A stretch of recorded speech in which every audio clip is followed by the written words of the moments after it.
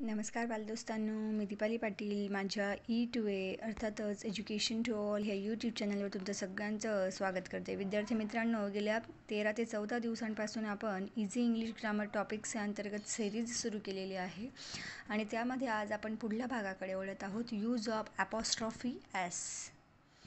मुलांना first to फोर्थमध्ये अनेक मुलांना ॲपॉस्ट्रॉफी यस कशाला म्हणतात हेच माहीत नसतं, त्यामुळेच हा भाग या ठिकाणी इन्क्लूड केलेला आहे.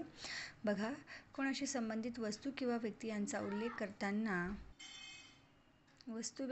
उल्लेख करताना ॲपॉस्ट्रॉफी एस लावला जातो. याचा अर्थ चा, ची, चे असा होत असतो. आता इथे लक्षात घ्या, मी मराठीत मुद्दाम लिहिलेला आहे उमेशचा भाऊ. उमेशचा जनरली आपण ऑफ हे प्रिपोजिशन यूज करत असतो संबंधित वस्तू दाखवताना, पण या ठिकाणी आपण बोलत आहोत उमेशचा भाऊ, उमेश ब्रदर.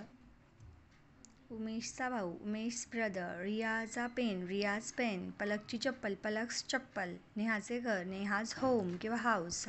आणि जर नामाच्या शेवटी एस असेल तर त्यानंतर फक्त ॲपॉस्ट्रॉफी साईन लावले जाते. ते लक्षात. फॉर एक्झाम्पल आपल्याला स्टँडर्ड 5थमध्ये मेरी गोल्डचा पार्ट आहे ना, मिडास डॉटर, किंग मिडास. मग या ठिकाणी मिडासची मुलगी.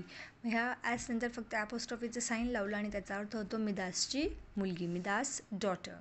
इथे लक्षामध्ये तुम्हाला जर कधीही कोणीही विचारलं, जर सपोज आपण असं लिहिलं मिराज